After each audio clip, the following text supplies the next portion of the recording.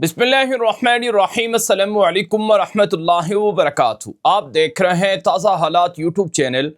आज 29 मार्च 2026 है और आज दिन है इतवार का। आज की ताज़ा तरीन बड़ी ख़बरों से इस व्लॉग का आगाज़ करेंगे। नाज़रीन किराम, इस वक्त अमरीका, इसराइल और ईरान के दरमियान शदीद जंग चल रही है। ये जंग ख़तरनाक होती जा रही है। इस जंग की आग से अमरीका और इसराइल खुद जलने लगे हैं। आज की सबसे बड़ी खबर इस वक्त मेरे सामने है। ईरान ने दावा किया है कि हमने इसराइल पर मिसाइलों का 86वां राउंड दाग दिया है और इसराइली मीडिया ने कन्फर्म किया है कि ईरानी मिसाइलों की वजह से मुख्तलिफ इलाकों में इम्पैक्ट हुआ है। ईरान रोज़ाना की बुनियाद पर 3, 4 और 5 तक राउंड दाग रहा है और इसराइल के अंदर उन मिसाइलों को रोकने के लिए भरपूर जो एयर डिफेंस सिस्टम है उसका इस्तेमाल हो रहा है। यहाँ तक कि अब इसराइल के पास जो एयर डिफेंस सिस्टम है उसका मुकम्मल जो ज़ख़ीरा है वो रफ्ता रफ्ता ख़त्म होता जा रहा है और इस जंग का ख़तरनाक फेज़ अब आ रहा है, क्योंकि आज एक बड़ी खुफिया मीटिंग होती है और ये मीटिंग इसराइल के दारुल हुकूमत तल अबीब में हुई है, जिसमें इसराइली आर्मी चीफ़, इसराइल के फ़िज़ाइया के कमांडर्स और इसराइल की खुफिया एजेंसी मोसाद और दीगर हुकूमती एहलकार शरीक हुए और दूसरी तरफ से अमरीकी ओहदेदार और अमरीका के सेंटकॉम के कमांडर्स और जनरल शरीक हुए हैं। ताज़ा इतलात के मुताबिक अमरीका और इसराइल मिलकर प्लान कर चुके हैं कि हमने ईरान के अंदर अपनी फ़ौजें उतारनी हैं और मुश्तरका तौर पर ईरान के यूरेनियम के ज़खायर पर कब्ज़ा करना है और इसी तरह से ईरान के जो जज़ायर हैं तेल वाले, बिलखुसूस जहाँ से तेल दुनिया को भेजा जाता है, जैसे खार्क जजीरा है, उस पर कब्ज़ा करना है, आबनाए हुर्मुज़ को अपनी मुट्ठी में लेना है और ईरान की रजीम यानी हुकूमत को गिराना है। इस तरह के मंसूबों पर तफसीली गौर व फिक्र हुआ है, जैसा कि इसराइली मीडिया ने रिपोर्ट किया है। दूसरी तरफ एक और ख़बर सामने आ रही है इसराइली आर्मी चीफ़ के हवाले से इसराइली मीडिया पर कि जंग के अहदाफ और मकासद पूरे हो रहे हैं और हमने ईरान को अपने लिए ख़तरा बनने की पोजीशन से बहुत पीछे धकेल दिया है, लेकिन हम ये जंग तब तक जारी रखेंगे जब तक कि बाकी हमारे गोल अचीव ना हो जाएं। सादा लफ्ज़ों में अमरीका, इसराइल मिलकर प्लान कर रहे हैं कि ईरान की हर तरह की सलाहियत को ख़त्म किया जाएगा। ईरान को किसी भी सूरत मिसाइल जारी रखने या मिसाइल प्रोग्राम को चलाने या मिसाइलों की रेंज को बढ़ाने का मौका नहीं दिया जाएगा। ये गोया के खुलकर अमरीका और इसराइल की तरफ से ऐलान किया जा रहा है और अपनी फ़ौजें उतारने के हवाले से जो मंसूबे हैं वो भी सामने आ रहे हैं। लेकिन दूसरी तरफ ईरान क्या कर रहा है? ईरान के मिलिट्री फ़ौजी तर्जुमान हैं, यानी अस्करी फ़ौजी तर्जुमान जो मरकज़ी हेडक्वार्टर ख़ातमुल अंबिया के तर्जुमान हैं, जिनका नाम है कर्नल इब्राहीम ज़ुल्फ़िकारी। कर्नल इब्राहीम ज़ुल्फ़िकारी ने आज अपनी ताज़ा स्टेटमेंट में कहा है कि हमें पता है अमरीका अपनी फ़ौजें ईरान में दाखिल करने की कोशिश कर रहा है और अमरीका ने अपने फ़ौजियों को ईरान में उतारने के लिए ईरान के करीब भेज दिए है, लेकिन ईरान में फ़ौजें उतार कर ईरान की ज़मीन पर कब्ज़ा करना, ईरान के जज़ायर पर कब्ज़ा करना, ये महज ट्रम्प का ख्वाब है, खाम ख्याली है। ऐसा बिल्कुल नहीं होगा। अगर अमरीका ने ऐसी कोशिश की तो फिर अमरीका को पता चल जाएगा। जो कर्नल इब्राहीम ज़ुल्फ़िकारी हैं, उन्होंने अपनी स्टेटमेंट में ये भी कहा कि दरअसल ट्रम्प इसराइल के हाथों यरगमाल है, मोसाद के हाथों खिलौना बना हुआ है और ट्रम्प का नाम चूँकि एप्स्टीन फाइल्स में है, इस वजह से उससे तवज्जो हटाने के लिए इस जंग को जारी रखे हुए है और अमरीकी सदर ट्रम्प इसराइल और मोसाद की वजह से ख़ुद अमरीका को नुकसान पहुंचा रहा है, अमरीकी इंटरेस्ट और मफादात को धचका लगा रहा है और अमरीका को तबाह करवा रहा है। ये कर्नल इब्राहीम ज़ुल्फ़िकारी की तरफ से ताज़ा स्टेटमेंट सामने आती है।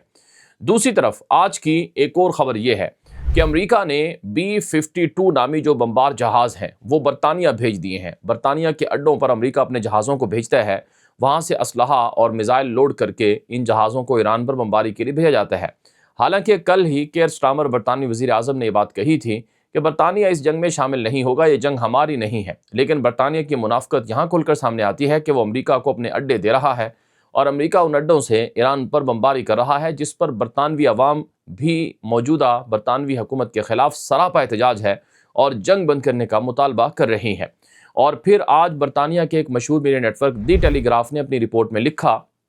कि दरअसल रूस ईरान की मदद कर रहा है, हेल्प कर रहा है। जो अमरीकी अड्डों पर हमले हो रहे हैं, जो अमरीकी जहाज़ निशाना बन रहे हैं और जो अमरीका के ख़िलाफ़ और इसराइल के ख़िलाफ़ ईरान कामयाब हमले कर रहा है, इसके पीछे रूस है اور روس وہ خفیہ معلومات دیتا ہے، وہ خفیہ انٹیلیجنس معلومات دے رہا ہے جس سے امریکی اڈوں کو ہٹ کیا جاتا ہے، جہازوں کو اور مختلف بیسز کو، فوجیوں کو نقصان ہوتا ہے۔ یہ برطانوی میڈیا دی ٹیلی گراف نے دعویٰ کیا ہے۔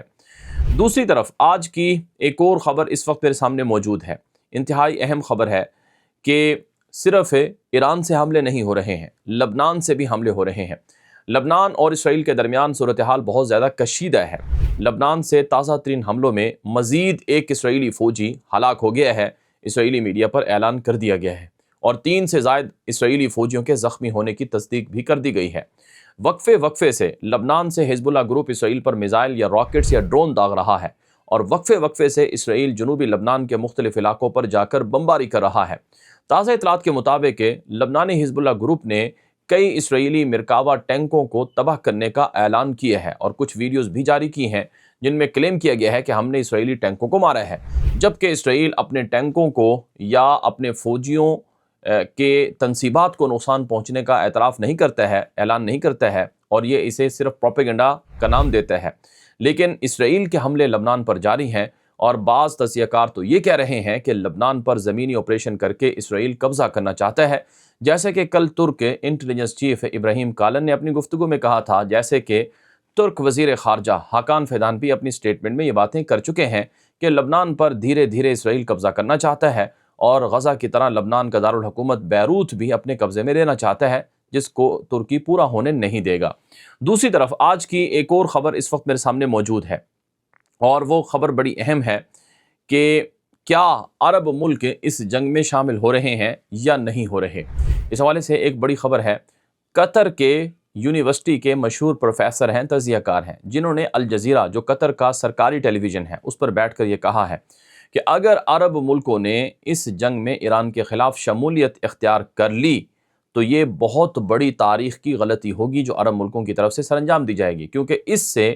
عرب ملک سارے کے سارے اسرائیل کے ساتھ مل کر ایران کے خلاف جنگ میں شامل ہو جائیں گے، اور یہ اسرائیل کا ایجنڈا اور خواب ہے کہ وہ مسلمان ملکوں کو آپس میں لڑا دے۔ اس لیے عرب ملکوں کو اس جنگ میں شامل نہیں ہونا چاہیے۔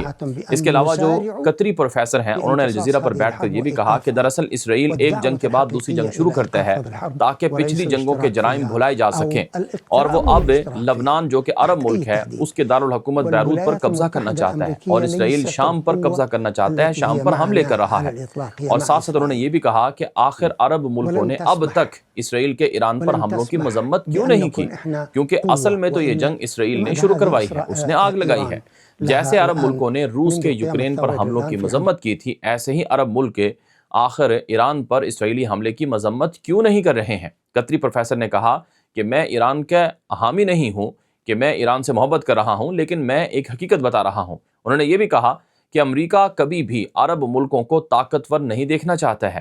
اور وہ ہمیشہ اسرائیل کا ساتھ دیتا ہے، عربوں پر اسرائیل کو ترجیح دیتا ہے۔ آخر 40-47 سالوں میں ایران نے اپنا اسلحہ ایڈوانس کر لیا، اپنی ملٹری ایڈوانس کر لی، لیکن عرب ملک آج بھی باہر سے اسلحہ منگواتے ہیں، باہر سے اسلحے کے ذخائر لیتے ہیں، تربیت بھی اپنی فوجیوں کو باہر سے کرواتے ہیں۔ آخر ہم خود کیوں نہیں طاقتور ہوتے ہیں؟ قطری پروفیسر نے یہ بھی کہا کہ پاکستان اور ترکی جو اس وقت جنگ کو بند کرانا چاہتے ہیں، یہ ایک زبردست عمل ہے، اس کو مکمل ہونا چاہیے اور جنگ کو بند کروانا چاہیے تاکہ اسرائیل کے اہداف اور منصوبے پورے نہ ہو سکیں۔ اگر یہ جنگ بند نہ ہوئی تو عرب ملکوں پر ایک کے بعد ایک اسرائیل قبضہ کرتا رہے گا۔ یہ تھے قطری پروفیسر جن کا نام ڈاکٹر مسفر ہے، انہوں نے الجزیرہ چینل پر یہ گفتگو کی ہے۔ یاد رہے قطر کے علاوہ کئی عرب ملکوں کے بڑے بڑے تجزیہ کار ہیں جو کہہ رہے ہیں کہ ہمیں اس جنگ میں شامل نہیں ہونا چاہیے۔ قطر کے سابق وزیر اعظم حمد بن الجاسم ہیں جنہوں نے اپنے آفیشیل ایکس اکاؤنٹ پر کل لکھا